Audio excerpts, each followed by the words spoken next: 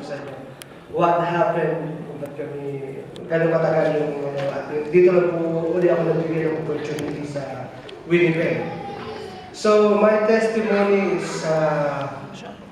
yung ating team ngayong araw na to, with regards to worship through music. So, i-share ko na lang po, I was born and raised in a Christian family.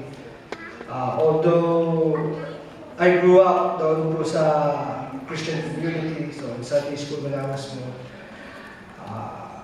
it's not a guarantee that when you grow up, you're going to be a straight Christian. So I've been in a lot of circumstances at saka mga pangyayari. When I was a teenager, I was hooked on drugs up to college then. So, gumamit po ako ng drugs na talagang na-hook. So, although I was born and raised, nasimba rin ako dati pero hindi ako active. So, si Remy, kababata ko po, si Ogie.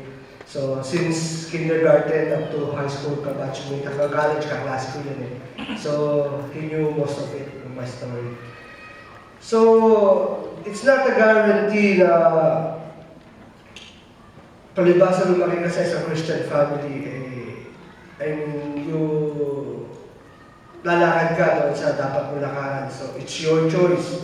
Ika nga. Lalo na yung isang kabataan lumalaki sa environment ng Alabu. So, lalo na dyan sa Torxin ko. Standby ko ako dyan eh. So, umilaya pa kayo ng konti. Medyo alam nyo na. So, yung po nangyari, siguro isa rin naging kumbaga, the-trigger is yung trabaho ng tatay ko. He's in the merchant marine for a long time, almost 35 years. So, nagpapakasyon siya ng 2 to 3 months and then for the rest of the year, wala siya. So, yun po yung isang nakita ko na siya rin naman naging profession ko later on when I graduated in college. But, yung mga time na yun, nung ako nasa high school, I was in drugs then. Doon ko rin na yung may potential pala ako sa music, which I dreamt of being a rock star someday. That's what I think. So, yun po ang aking ultimate dream back then, to be an ultimate rock star somewhere else in Hamilton or kung saan. Yun po talaga ang dream ko. So, hindi ako dinala doon ng Panginoon, which inilid niya ako sa pagbabal ko din. So, most of it sa atin, nandito, itatanong niyo bakit very kami nagpakasal ng aking may bahay. Because yun po ay mahabang story daw. So, i-set aside na po namin. Bibigyan ko na kayo ng a little bit of information regarding that one yung background. So, because sa nakakaalam po, my parents moved to the United States 7 years ago or 8 years ago. So, may nakapending na competition. So, but that time, we were planning to get married then. But, you know, the petition comes, my parents' petition comes, and they told me that they want me to help them out in that because, you know, life here in Canada and the United States is very hard, especially for older people like my mom and dad. So they told me that if you can hold on for a while and wait for the petition for 10 years, that was 2004, so 10 years or 15 years na hindi kami magpakasal. So it's a tough choice for me because I was in the church then. I was lay and JP was then I was a band leader in Alabu the church. So I know that it will dadating po yung time na magkakaroon ng problema because tao lang din po ako, tao lang din yung misis ko o girlfriend ko that time.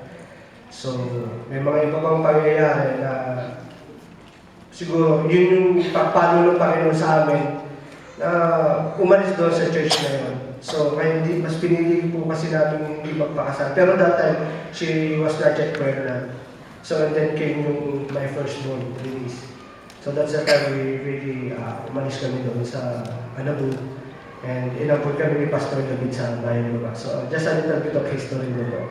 So, most of you na mag-isip kung very late na kami magpakasal. So, I didn't expect na makakarating kami dito sa Canada. Actually, wala po sa plano namin ito, yung pagka-Canada. It's just, yung, kumbaga, sige, pero may application niya, yung pa-approve whatever.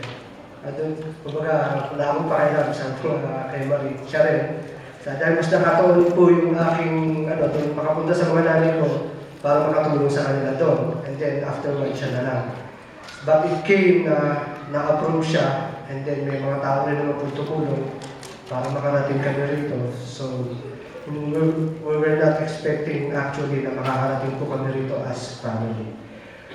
So, hindi ko na po papakahabaan.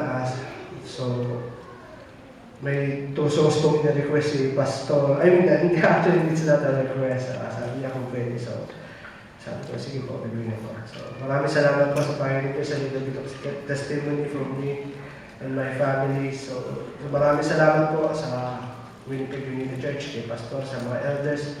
Sa lahat po na bumubuo ng iglesia nito, connect po na we're not expecting na dito po kami sa Winnipeg na makakasal na actually si matagal na lang. So maraming salamat po sa inyo. So may tusong po kami pinag-prepare para sa inyo. So hope you will enjoy it. God be with you. Thank you.